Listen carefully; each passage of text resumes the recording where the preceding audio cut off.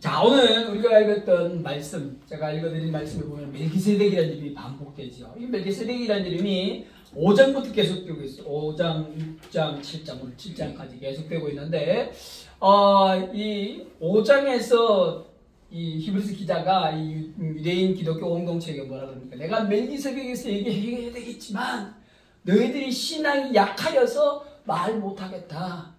좀 제발 성장하라. 젖만 먹지 말고 단단한 식물을 먹고 성장한 자들이 되어라 라고 얘기하고 6장에서는 성장에 대해서 얘기했어요. 성장.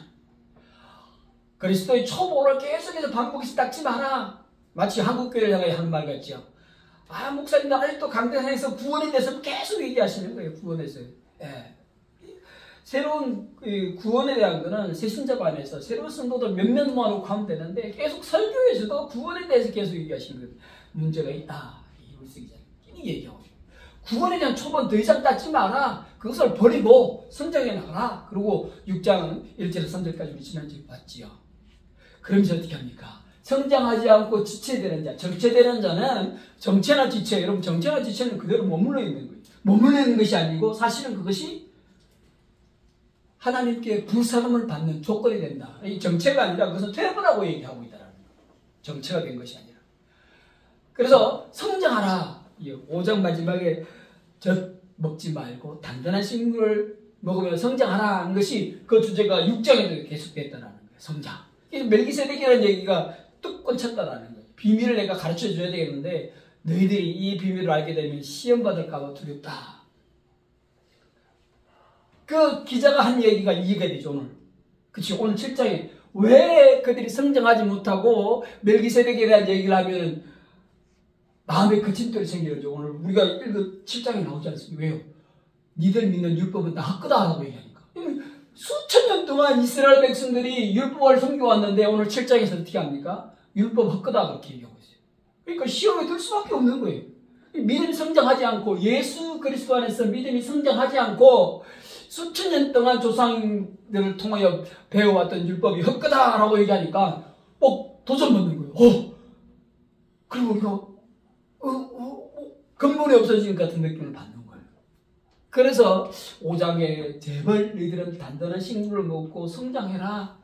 성장하지 않고 계속 초보만 닦다가는 정체되는 것이 아니라 버림받고 불사름을 당한다. 지옥불에. 그렇게 얘기한 것이 바로 7장에서 이게 읽어보니까 이해가 되잖아요. 이스라엘 백성들이 아브라함을 조상으로 두고 수천 년 대대로 믿어왔던 율법이라는 축이 툭 떨어지는 거예요. 7장의 말씀을 보면. 그리고 아론 반차를 따른 대제사장 축이 또 하나 뚝 떨어지는 거예요. 두 개 헛거다. 두 개가 무효하다. 제한되어 있고 연약하다. 율법도 연약하고 아론의 제사장 반열도 연약하다라고 막 얘기하는 거예요.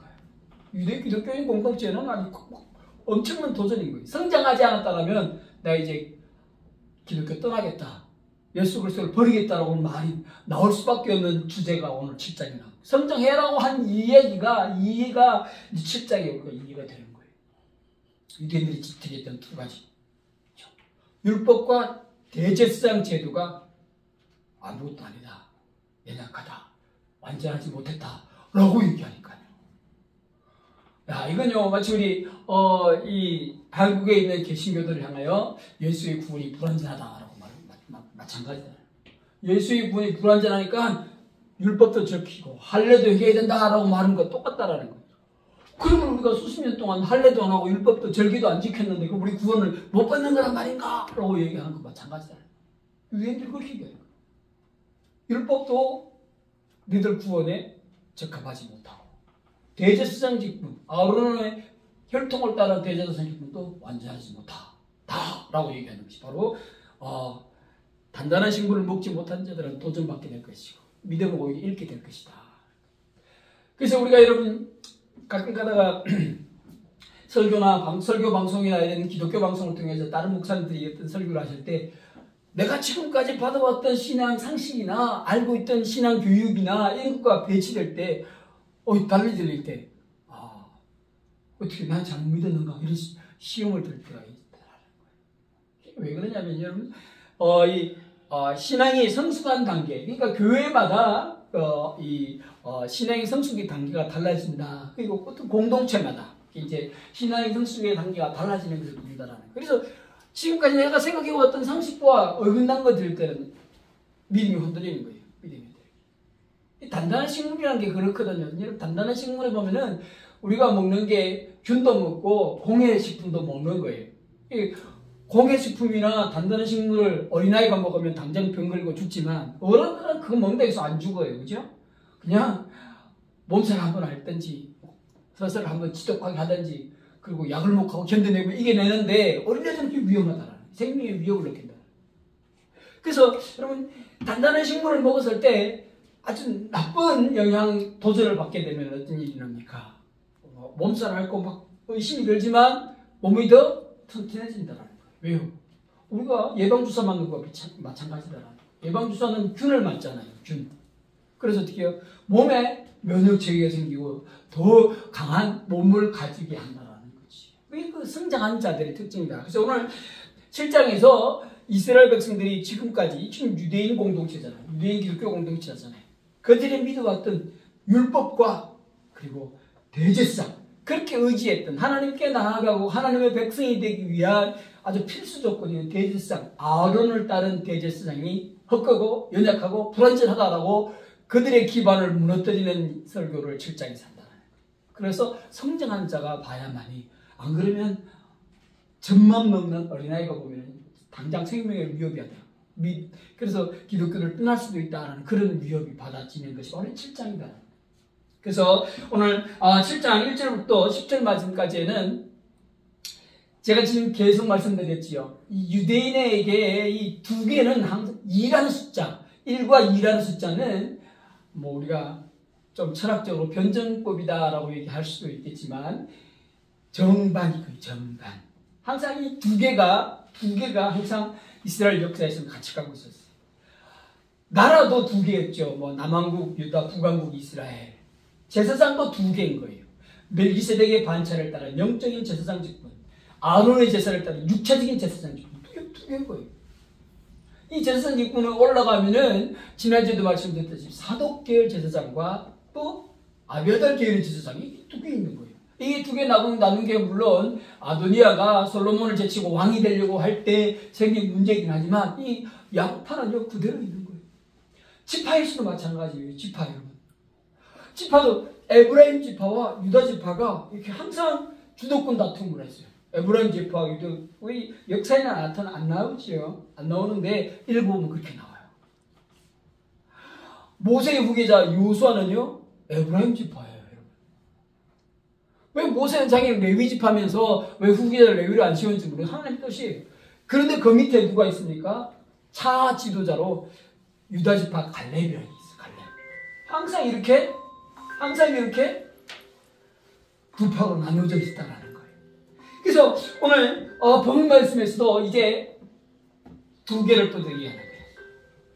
옛 언약과 새로운 언약. 그리고 옛 대제사장 직분과 새로운 대제사장 직분 두 개를 나눌 거예요. 약도실 시간인가요? 11시 반인데. 두 개로 나누는데 오늘 이스라엘 백성들의 기반이 율법에 있고 대제사장 직분에 있는데 이 대제사장 직분을 통하여서는 이스라엘 백성들이 하나님 앞에 서는 거예요. 여러분 우리가 출애굽 봤잖아요. 출애굽 볼 때 대제사장 직분을 뭘 합니까? 이스라엘 백성들을 속죄하는 얘기를 하죠. 왜 속죄하죠? 그냥 자연으로 살아가면 되는데 이스라엘 백성들을 속죄하는 일을 대제사장이 하는 데는 하나님 앞에 서게 하기 위해서 하나님의 백성으로서 하나님의 일을 하게 하기 위해서 대제사장이 이스라엘 백성들을 속죄시킬 거예요.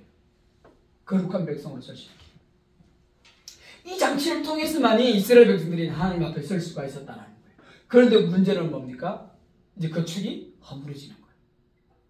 오늘 7장 전체 말씀에서 대제사장 완전하지 않다. 그러면서 창세기 14장에 멜기세덱의 얘기를 하는 거예요. 이 멜기세덱은요, 멜기세덱의 족보를 듣고 그 후손은 누가 있고 몇 세를 살다가 몇 세에 죽었다. 여러분 창세기 전통은 그전에 족보를 얘기하는 거죠. 창세기 전통은. 여러분 창세기 얼마나 많은 족보가 나오는지 몰라요. 멜기세덱이라는 하나님의 제사장이라는 이 별칭을 창세기 14장에서 얘기하면서도 그는 어느 계열인지 또 또 몇 세를 살고 죽었는지 후손을 누굴 뒀는지는 절대 한마디로 안 나오는, 마치 누구 같죠? 예수님과 같다라는 거예요. 예수님과 같다. 멜기세덱이 하나님의 제사장. 여기서 우리가 창세기 14장을 봐야 되겠지만 시간이 걸리니까 제가 대신할게요. 창세기 14장 18절에 그렇게 얘기했어요. 살렘의 왕이요 지극히 거룩하신 하나님의 제사장이라. 이렇게 살렘의 왕과 제사장이 같이 언급되고 있어요. 멜기세덱은 같은 직분을 가졌다. 이 말은 뭡니까? 옛날 우리나라에 있었던 제사장과 왕, 정치와 종교가 같이 통합된 모습이다라는 거예요. 멜기세덱이 하나님께 제사드린 제사장이자 그리고 살렘의 왕이었다. 이 왕과 제사장이 고대 시대의 아주 일반적인 모습을 가지고 있었다는 거죠. 그래서 어떻게 해요? 이건 어디서부터 시작되었고 몇 세까지 살았고 자손을 누구 뒀고 이건 안 나와 있지만 하나님의 영원한 제사장이라고 불린다. 그리고 구약의 첫 번째는 창세기 14장에 나오고 구약의 두 번째 멜기세덱이 언급된 데는 시편 110편 4절 말씀이라는 거예요. 여호와께서 정확하게 시편 110편 4절에 그렇게 얘기했어요.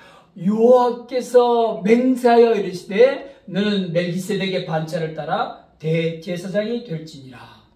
창세기 14장에 나왔던 멜기세덱 이름이 두 번째로 구약의 시편 110편에 언급하는데 그때 여호와께서 직접 말하시는 거예요. 여호와께 맹세하여 이르시되 여호와께서 맹세하시는 거예요. 여러분 지난주에 봤죠. 맹세는 또 보증은 어떤 사람을 세운다고요? 자기보다 더 높은 사람, 뛰어난 사람, 힘 있는 사람을 두고 맹세한다 그랬잖아요. 근데 창세기 110장 4절에서는 여호와께서 맹세하셨다. 이 말은 뭡니까? 여호와께서 자기 이름을 두고 맹세하셨다. 여러분 지난주에 우리가 여호와께서 맹세하셔서 아브라함에게 복 주겠다고 맹세했다고 얘기하는데 이번에는 여호와께서 맹세하셔서 멜기세덱의 반차를 따라 새로운 대제사장을 한 명 세웠다라고 시편 110편 4절에 얘기하고 있다는 거예요. 그분이 누구라고요? 예수 그리스도라는 거예요. 예수 그리스도. 멜기세덱의 여호와께서 맹세하시되 너는 멜기세덱의 반차를 따른 영원한 대제사장이라. 여호와께서 너는이라고 했는데 너는 누굴까요? 예수님이라는 거예요. 예수님. 그래서 여러분 그 얘기는 두 개의 제사장 직분이 흐르고 있는 거예요. 두 개의 제사장 직분. 오늘 본문 말씀에 얘기하고 있죠. 두 개의 제사장이 있는데 멜기세덱도 처음 등장한 게 창세기 14장인데 아브라함이 조카 롯을 구하기 위해서 전쟁에 나갔다가 승리하고 돌아오면서 그 모든 전리품에 전쟁에서 이겨서 취한 재물의 10분의 1을 멜기세덱에게 주었어요. 멜기세덱에게 주니까 어떻게 해요? 멜기세덱이 아브라함을 축복하였더라. 축복하였더라. 오늘 본문의 말씀에 뭐라 그럽니까? 7절의 말씀에 오늘 7장 7절의 말씀에 논란의 여지 없이 낮은 자가 높은 자에게 축복을 받느니라. 멜기세덱이 축복해 주었다라고 얘기했어요. 아브라함을 축복해 주었다. 그러면 누가 높은 자지요? 누가 높은 자죠? 멜기세덱이 높은 자고 아브라함이 낮은 자예요. 그래서 높은 멜기세덱이 낮은 아브라함에게 축복한 거예요. 11조를 바치니까. 와, 이게 여러분 대단한 거예요, 여러분. 아브라함이 누굽니까? 구약의 모세오경이라는 창출 레민신 중에 모세오경 중에 아브라함보다 높은 자는 하나님밖에 없었는데 또 한 명이 더 생겼어요. 누구죠? 멜기세덱. 이거 우리가 얘기하는 게 아니라 히브리서가 얘기하는 거예요. 히브리서. 목사 이진희의 판단이 아니라 히브리서가 얘기하는 거예요. 실제로 그렇게 얘기하고 있잖아요. 논란의 여지가 없다는 거예요. 높은 자가 낮은 자를 축복하는 것이지 낮은 자가 높은 자를 축복하는 것이 아니다. 아니다. 이번에 아시아 태평양 앞에 경주에서 있었지요. 트럼프 대통령에게 무궁화 대훈장을 줬어요. 그런데 원래 훈장을 줄 때는 훈장 높은 사람이 낮은 자를 주는데 어떻게 훈장을 주죠? 우리가 다 TV에서 보잖아요. 우리가 받아본 경험은 없지만 어떻게 합니까? 목에 걸어주거나 혹은 여기 포켓에 채워주잖아요. 그런데 트럼프 대통령이 그 일을 했습니까? 안 했어요. 왜요? 이재명 대통령이 높은 자가 아닌 거예요. 그런 거예요. 높아야만 밑에서 아래로 축복을 해주고 훈장을 주지. 이재명 대통령 트럼프 대통령 높지 않기 때문에 그냥 훈장을 주기만 했지 걸어주거나 채워주질 않았다라는 거예요. 똑같은 거예요. 아브라함이 아무리 높아봤자 멜기세덱이 미치지 않은 거예요. 왜요? 멜기세덱은 영원한 하나님의 대제사장이기 때문에. 그래서 이상하게 구약에 그러면 두 개의 대제사장 전통이 내려오고 있는 거예요. 두 개의 대제사장. 한 전통은 율법을 따라서, 그지요? 하나님께서 모세를 통해 주신 율법을 따라서 율법의 명령에 의해서, 그 법칙에 의해서, 율법의 법에 의해서 제사장을 세웠어요. 누구지요? 아론의 후손으로서. 아론의 후손으로서 제사장을 쭉쭉쭉쭉 세워왔어요. 그리고 또 한쪽은 어떻게 해요? 멜기세덱의 반차로 따라 제사장이 있어왔는데 멜기세덱 이후에 누가 제사장 됐는지는 구약시대까지는 밝혀지지 않았어요. 근데 신약에 와서 밝혀졌어요. 그분이 누구지요? 예수님이라는 거예요. 예수님. 아론의 후손은 혈통을 따라 쭉쭉쭉쭉 세워졌는데 멜기세덱의 제사장은 뚝 끊어졌어요. 멜기세덱 이후에 누가 있는지 우리는 알지 못했어요. 그런데 오늘 본문 말씀에 멜기세덱 이후에 예수님이 계승받았다. 예수님이 계승받았다. 그럼 예수님이 왜 계승받았느냐? 예수님이 왜 계승받았을까요? 새로운 율법이 세워졌기 때문에. 여러분, 옛날 구약 율법을 가지고 아론이 세워졌으니까 새 율법을 가지고 새 대제사장이 세워져야 하는데 그것이 누구냐? 예수 그리스도다. 그래서 구약의 멜기세덱은요 율법 있기 전에 세워진 제사장이잖아요. 그렇죠? 율법은 모세 때 세워졌고 멜기세덱은 아브라함 때 있었던 사람이라는 거예요. 멜기세덱은 율법의 지배를 받는 사람이 아니었어요. 그렇죠? 율법은 더 후대에 생겼으니까.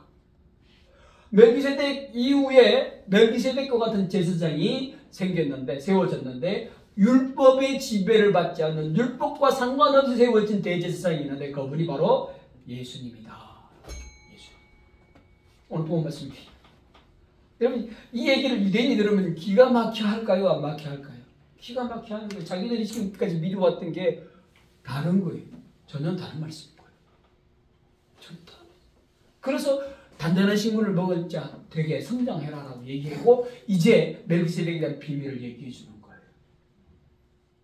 그래서 이제 두 제사장의 비교가 나올 거 아닙니까? 어느 것이 더 우월하냐? 오늘 본문 말씀 읽어보면 당연히 멜기세덱의 반차를 따른 예수님의 대제사장 직분이 더 우월하다라고 얘기하고 있어요.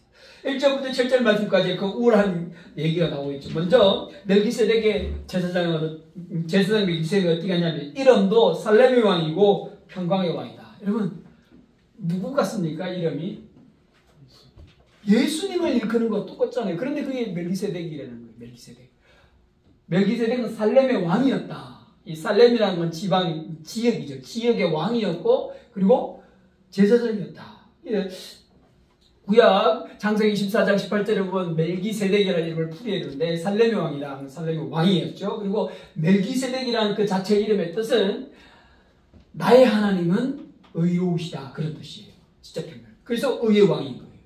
나의 하나님은 의로우시다는 뜻이 멜기세덱의 이름의 뜻이에요. 그래서 평강의 왕이요 의의 왕이요. 여러분 이게 이사야 9장에 나오는 예수님을 향하여 이사야가 예언했던 예수님의 이름하고 똑같잖아요. 기묘자라 못사라 영존하신 하나님이라 평강의 왕이라.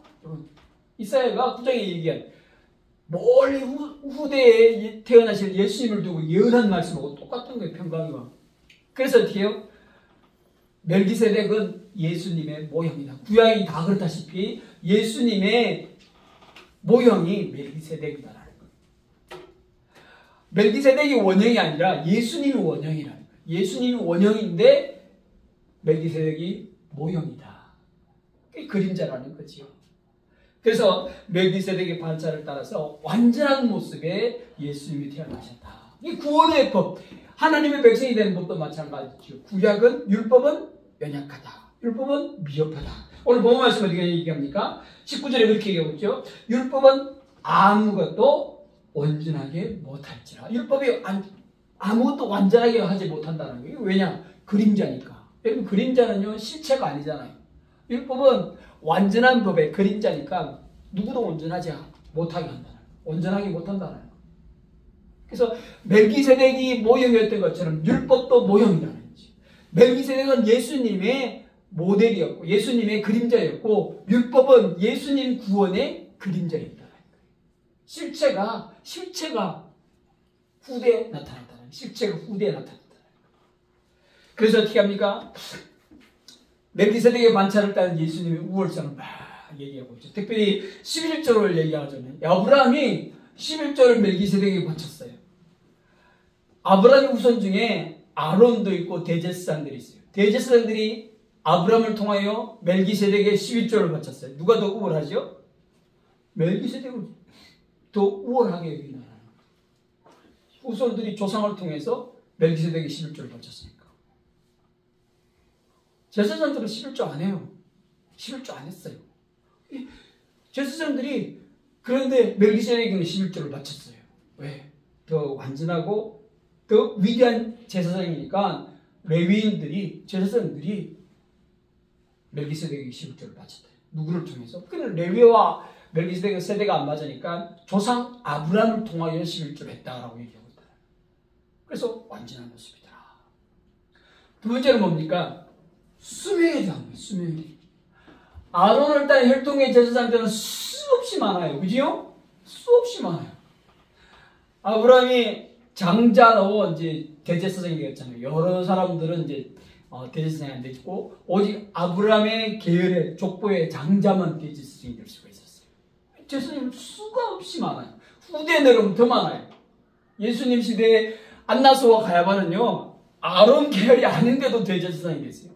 가야바와 안나스가 대제사장인데 그 둘의 사이는 아들과 아버지 사이가 아니라 장인과 사위 사이. 웃기죠? 장인과 사위 사이가 대제사장으로 연결된 거예요. 그러니까 후대에 오면서 대제사장 제도가 문란해진 거예요. 문란해지면서 아론의 장자만 대제사장이 된다는 이 율법도 흐지부지. 왜? 불완전하니까. 그래서 수많은 대제사장이 있었다는 거예요. 왜 수많은 대제사장이 필요할까요? 그 시대를 살아가는 사람들의 죄를 대속해야 되니까. 그렇잖아요. 아론으로부터 예수님에게까지 수천 년이 흘렀습니다. 수천 년. 수천 년 동안 세대를 거듭하는 이스라엘 백성들의 죄를 대속하기 위해서는 그만한 숫자의 대제사장이 필요하고 동시대를 살아가는 대제사장이 필요하고. 그러나 예수님은 어떠합니까? 예수님은 영존하시고 불멸하시니까 세대를 관통해서 대제사장 역할을 감당한다는 거예요. 요즘 우리가 경제 논리 많이 하는데 아주 경제적이지 않잖아요. 경제적이잖아요. 대제사장을 세우고 뭐 세대를 따라 쭉 하면 얼마나 비경제적이고 비합리적이에요. 그러나 한 번 세워진 제사장이 영원하니까 경제적인 거예요. 합리적인 거예요. 불변한. 그래서 우월하다는 거예요. 우리가 얘기하는 오늘날 현대의 지성으로 얘기하는 경제성에도 맞다라는 거예요. 대제사장을 세우고 배우고 죽고 뭐 이게 필요 없으니까 한 번 세워진 대제사장이 영원한. 그래서 멜기세덱의 반차를 따르는 제사장이 육체를 따라놨기 때문에 그 대제사장이 죽는 거예요. 그러나 영으로 태어나신 하나님이 대제사장 되니까 안 돌아가시는 거예요. 그래서 계속해서 세대를 관통해서 전 이스라엘 백성들을 대신한 대제사장이 될 수가 있다. 세 번째는 뭡니까? 세 번째는 완전한 흠없는 분이시다. 아론과 그 후계들은 사람들 가운데 택함을 받았기 때문에 사람이라면 필수적으로 가지고 있는 것이 있어요. 뭐죠? 죄. 대제사장이라고 죄에서 자유로울 수가 없다라는 거예요. 오늘 본 말씀도 나오지요. 대제사장 역할을 감당하기 위해서는 자기를 위해서, 대제사장 자기를 위해서도 속죄제 제사를 드리고, 그리고 속죄를 받기 위해서 온 이스라엘 자손들을 위해서도 속죄 제사를 드리고, 더블로 속죄 제사를 드려야만이 이스라엘 백성들에게 완전한 제사장 역할을 감당할 수가 있었다는 거예요. 그러나 예수님 누구죠? 하나님의 아들로서 죄가 없으신 분이기 때문에 자기를 위한 속죄 제사를 드릴 필요가 없는 거예요. 이건 뭘 얘기하냐면은 여러분, 누가 누구를 용서한다. 용서할 자격이 있는 사람은 누구입니까? 무죄한 자가 죄 있는 자를 용서할 자격이 있는 거거든요. 죄 있는 자가 죄 있는 자를 용서할 수는 없어요. 오늘날 사법 시스템, 뭐 이렇게 지방법원, 고등법원, 대법원 누가 누구를 판단합니까? 누가 누구를 판단해요? 이건요 제사장의 그냥 흉내낸 것이에요. 흉내낸 것. 누가 누구를 판단합니까? 옛날 이스라엘 백성도 삼신제 했어요. 삼신제. 마찬가지로 오늘날 사법 시스템도 삼신제를 하고 있고 뭐 사신제라고 주장하고 하지만 누가 누굴 판단합니까? 죄 없는 자가 먼저 돌로 쳐라 그렇게 얘기하잖아요. 한 가늠하다가 잡혀온 여인이 예수 앞에 끌려왔습니다. 요한복음에 나온 말씀이지요.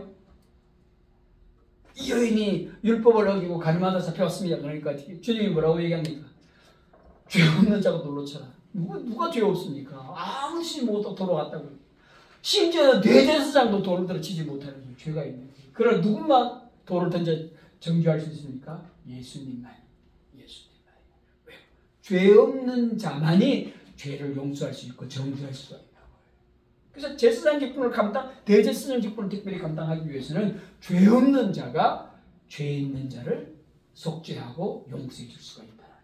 세 번째, 완전하신. 네 번째는 뭡니까? 네 번째는 무슨 법을 따라 제사장이 되었느냐라는 거예요. 아까도 말씀드렸지만 아론은요 율법을 따라 제사장이 되었어요. 율법이 뭡니까? 하나님께서 모세를 통하여 주시는 계명들이지요. 십계명을 대표한 계명들. 안식일을 지켜 그날을 거룩하게 하는 게 안식일 계명 중에 이제 뭐 어떻게 합니까? 너희들 이 주님께 속죄제사 하나님께 나아갈 때 속죄제사를 드려야 하는 계명들이 밑에 붙여서 나오는데 그게 율법을 통해서 대제사장이 세워진 거예요. 율법을 통해서. 그러나 하나님 아드신 예수 그리스도가 대제사장으로 임명되고 세워진 것은 뭐를 통했어요? 율법이 아니에요. 시편 110편 4절에 어떻게 나왔다고요? 여호와께서 맹세하여 세우신 거예요. 여호와께서 맹세. 율법은요 명령이에요. 그렇죠? 하나님의 백성으로서 이렇게 살아라. 하나님이 명령한 것과 하나님이 맹세한 것 어느 게 더 중요합니까? 어느 게 더 고차원적이에요? 하나님이 맹세하신 게 더 고차원. 명령은요 그냥 강제하는 거예요. 그렇죠? 강제하는 거예요. 근데 맹세는요 자원하는 거예요. 하나님이 자원해서 세우는 것과 하나님이 명령해서 아랫사람에게 세우는 것과 어느 것이 더 격이 높은가요? 뭐 말해도 하겠습니까? 그렇죠? 시편 110편 4절 한번 찾아보십시오. 여호와께서 맹세하여 이르시되 너는 멜기세덱의 반차를 따라 영원한 대제사장이 되리라. 이런 110편은요 다윗이 썼는데 거기 보면요 너는 주께서 내 주께 이르시되 다윗이 그런 말 했잖아요. 주께서 내 주께 이르시되 네 원수를 네 발등상 될 때까지 너는 내 우편에 앉았으리라.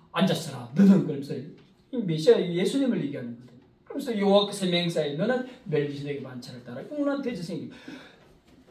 아론의 반차를 따른 대제사장은 하나님의 명령이 있어야 되었고 그리고 멜기세덱의 반차를 따른 대제사장은 여호와께서 맹세해서. 명령은 바뀔 수가 있어요. 왜요? 하나님이 내리신 거니까 하나님이 바꿀 수가 있어요. 맹세는요 바뀔 수가 없어요. 그렇죠? 맹세는 바뀔 수 없어요. 하나님 자신을 가지고 두고 맹세했기 때문에 바뀔 수가 없어요. 그러니까 차원이 다른 거예요. 명령이냐 하나님 스스로의 맹세냐. 명령은 조금 전에 말했던 인격적인 하나님께서 명령을 바뀔 수도 있는 거예요. 바꿀 수도. 그러나 맹세는요 절대로 불변인 거예요. 불변하신 맹세에 의해서 세워진 대제사장 직분이 바로 예수 그리스도의 대제사장 직분이다. 그래서 여러분 이제 오늘 아주 중요한 말씀이 나오는데 12절 보십시오. 12절 제사 직분이 바꾸어졌은즉 율법도 반드시 바꾸어지. 유대인들의 율법이 바뀌어진다는 얘기 한다면 이게 뭡니까? 삶의 토대가 집안이 무너지는 거예요. 율법이 바꿔진다고? 이거는요 정말 지진이 나서 땅이 꺼지는 거예요. 이스라엘 백성들에게는 성장해야만이 받을 수 있는, 예수 그리스도 안에 성장해야만이 유대인이라도 받을 수 있는 말씀이 이거예요. 율법이 바꿔져야 된다. 예수님도 살아계실 때 뭐라고 얘기합니까? 율법의 1.1획도 바뀌지 않는다고 얘기했어요. 그런데 오늘 히브리서에서 율법이 바뀐다고 얘기하고 있어요. 근데 예수님은 율법의 1.1도 안 바뀐다고 얘기했는데 히브리서 기자는 율법은 바뀐다라고 얘기하고 있어요. 야, 놀라운 일이에요. 놀라운 일. 이게 오늘 우리에게도 놀라운 일이 아닐 수가 없는 거예요. 그리고 이 율법은 뭡니까? 구원 얻는 율법이라는 거예요. 하나님 백성 되는 율법이라는 거예요. 율법은 뭘 했죠? 속죄제사를 드리고 율법을 행동해야만이 하나님의 백성이 될 수가 있었어요. 율법을 준행해야만이 하나님의 백성이 될 수가 있었어요. 그러나 이제 새로운 율법이 세워지고 새로운 대제사장 직분이 세워졌는데 그 대제사장이 우리에게 요구하는 것은 뭡니까? 믿음이라는 거예요. 믿음. 행위의 율법과 믿음의 율법이라는 거예요. 행위의 율법과 믿음의 율법. 그래서 주님을 믿음으로 우리는 구원 얻을 수가 있어요. 그러면 과거에 있던 율법 1.1도 없어지지 않을 것이다. 율법의 말씀이 하나 떨어지는 것보다 천지가 없어지는 것이 쉬우리라 얘기했다는 거예요. 주님께서. 우리 누가복음 주님께서 얘기한 기억하시죠? 율법의 말씀이 하나 떨어지는 것보다 차라리 천지가 없어지는 게 쉬울 것이다. 주님이 그렇게 얘기해요. 율법이 중요한 거예요. 그러면 이제 율법이 바뀌는 거예요. 어떻게 해요? 예수 그리스도를 믿음으로 하나님의 백성 된 자들이 지켜야 할 법으로. 이건 그냥 의무로 주어지는 것이 아니라 자연스럽게 지켜질 삶의 강령이 되는 거예요. 행동 유형이 되는 거예요. 구원의 조건이 아니라 삶의 유형으로 바뀌는 거예요. 여기 율법이 제사 직분이 바뀌어 선적 율법이 바뀌다 이 얘기는 뭡니까? 구원 얻는 방법이 바뀐다는 얘기예요. 구원 얻는 방법이 바뀌었지만 하나님의 백성의 삶은 변함없이 이루어지는데 그 이루어지는 것이요. 율법이 그대로 이루어진다는 거예요. 율법이 그대로 이루어진다. 마찬가지로 하나님의 법을 잘 지키면요. 세상의 법은 그냥 지켜지는 거예요. 세상의 법은 그냥 지켜지는 거예요. 여러분, 어른들이 먹는 음식에는 정말 잡다한 것이 많이 있어요. 그렇죠? 어른들은 애기들이 먹는 음식도 먹어도 탈이 없어요. 그죠? 어른들은 가는 애기들이 먹는 젖이나 뭐 이런 걸 먹어도 아무 변 없이 소화를 잘해요. 그러나 애기들은 어른들이 먹는 음식 먹으면 탈을 나고 난리 나요. 난리 나죠. 그거 마찬가지예요. 더 고등적인, 더 고차원적인 구원의 방정식을 따라 살아가는 우리는 율법은 그냥 쉽게 지키는 거예요. 쉽게. 그거예요, 여러분. 단단한 식물과 젖과 차이가 큽니다. 어른들은 젖을 먹어도 되지만 아이들은 단단한 식물 먹었다가는 정말 죽음에 이를 수 있는 거예요. 그런 거예요. 그래서 우리가 구원의 방정식도 마찬가지. 예수 그리스도를 믿음으로 구원 얻는 우리들은 율법은 그냥 여반장으로 손바닥 짚는처럼 쉽게 지킨다는 거예요. 이스라엘 백성들이 그렇게 애써서 지키려고 했던 율법의 조항들을 우리는 너무나도 쉽게 지킨다. 너무나도 삶 가운데 이루어낼 수 있다고 얘기하고 있다. 왜요? 우리 힘으로 살아가는 게 아니니까요. 누구 힘으로? 성령의 힘으로. 성령이 누구시죠? 하나님 뭘 하셨죠? 율법의 명령을 내리셨어요. 사람에게. 그러니까 우리는 성령의 인도하신 가운데 살아가면 율법은 그냥 지켜진다는 거예요. 그냥 지켜진다는 거예요. 그래서 단단한 식물을 먹는 어른들은 그냥 마시고 먹어도 아무 탈이 없다. 애들은 어른들 먹는 음식 먹으면 탈나지만 그래서 히브리서 기자는 히브리 공동체에게 성장해라. 제발 성장해라. 그렇게 얘기하면서 드디어 이제 성장한 이후의 말씀들을 7장에 주고 있어요. 네, 사랑하는 성도님 말씀을 정리하겠습니다. 이 정리의 말씀이요. 28절 마지막에 딱 나와 있어요. 18절 제가 읽겠습니다. 율법은 약점을 가진 사람들을 제사장으로 세웠거니와 율법 후에 하신 맹세의 말씀은 영원히 온전하게 되신 아들을 세우셨느니라. 이 보면 율법이 약한 것과 율법의 약한 율법을 세운 사람 제사장의 약함을 동시에 얘기하는 것이고 반대로 예수 그리스도의 우월성과 예수 그리스도의 대제사장 되심이 왜 우월한가? 아들을 세웠으니까. 하나님께서 자신의 아들을 세웠으니까 더 위대하다. 사람보다는 하나님이시나 아들이 더 위대한 직분을 감당할 수 있지 않겠습니까? 28절 다 나와요. 그러면 우리는요, 여러분, 새로운 새 언약, 새 율법 가운데 있음을 여러분 믿으시길 바라요. 이건요, 이 유대인들에게 배교하지 못하게 하는 유대 기독교인들에게 다시 유대교로 돌아가거나 또 신앙을 부인해서 로마 제국 앞뒤 굴복하는 것을 얼마나 쉽게 막는지. 이들 유대교로 돌아가려고 하지. 유대교는 정말 굴레 쓰는 것이고 정의를 쓰는 것이고 불안한 완전한 신앙 가운데서 불완전한 신앙으로 돌아가는 것이다라고 얘기하고 있는 거예요. 유대 기독교인들이 그렇게 한다는 유대 공동체에서 얼마나 니들이 막 유대교도 안 믿고 이 그리스도라는 이단을 믿는단 말이냐? 이렇게 유대교 공동체, 유대인 공동체에서 따돌을 받는 사람들이 유대 기독교인이었거든. 기독교인에서 또 외국의 로마 제국, 야 황제가 신인데 뭐 누구를 믿어? 이러면서 또 얼마나 로마 제국에서 압박을 받는 이중고 가운데서 유대인들이 신앙을 든든히 세우는데 얼마나 쉬운지. 이 장승한 믿음을 가진 이 유대인들은 배교와 배신을 하지 않을 것이다. 무슨 얘기가 없다. 그러면서 여러분 다음 주에는 다시 한 번 더 강조해요. 새 언약과 새 율법. 이 두 차원. 아론의 혈통을 따는 대제사장과 멜기세덱의 반차를 따는 영적인 대제사장의 차이. 또 얘기하고 있습니다. 오늘 우리에게는 이런 고민이 없어요. 유대교로 돌아가고 율법을 구약을 믿어야 되고 이런 고민이 없어요. 왜요? 우리는 비유대인이니까. 비유대인으로 예수님을 만나니까 우리는 예수를 먼저 만난 것이 되고 나중에 구약을 만난 것이기 때문에 이런 걱정은 안 해요. 그런데 동일한 것이 있어요. 뭡니까? 환난과 핍박은 동일하다라는 거예요. 환난과 핍박은 동일하다. 아니 더 심할지도 모르지요. 여러분 우리가 배교하고 타락하면요 그냥 영원히 죽어요. 이 시대에는 여러분 그냥 끝까지 지키면 목숨만 죽을 뿐이지 영혼은 탈이 없어요. 영혼은 탈이 없어요. 그러나 우리가 문제가 생기면 영원히 문제가 생긴다. 오늘날 지난번에 말씀드렸죠. 최일선 선교 현장에서는 신앙 때문에 목숨을 잃기도 하지만 오늘 우리 자유민주주의 대한민국에서 신앙 때문에 목숨까지 잃지 않잖아요. 그러니까 중요한 영혼의 생명을 이루신다는 거예요. 그래서 어쩌면 평안한 가운데 여러분 요즘 사단의 전략이 그렇다고 얘기하잖아요. 평안한 가운데 나태와 게으름에 빠지기 위해서 신앙을 잃게 하는 것이 새로운 전략이다. 사단의 새로운 전략이에요. 벌써 수천 년 된 전략이지요. 중세 기독교부터 시작된 것이 바로 사단의 전략이다. 목숨을 위협하니까 오히려 돌부같이 기독교 세력이 일어나는 거예요. 그래서 어떻게 해요?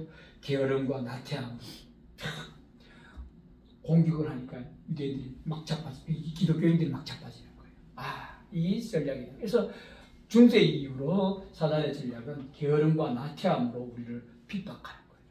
새로운 종류의 핍박인 거예요. 그 전쟁은 지금도 유효하고 거기에다가 더해서 이제 육체적인 핍박까지 눈에 보이는 가시적인 핍박까지 더해지고 있다는 사실.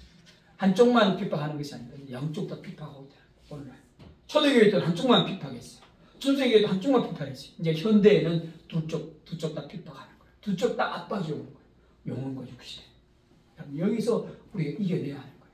중세시대의 교훈을 받고 초대교회에서 교훈을 받아서 우리가 완전히 무장함으로 오늘날 이 종말의 시대를 잘 살아나갈 수 있기를 바랍니다. 그래서 주의 백성으로서 순례의 길을 묵묵히 행하면서 주님 오실 때를 기대하고 소망하시는 주님 오실 때를 준비하시는 주의 백성들 다 되시기를 주님의 이름으로 축복합니다.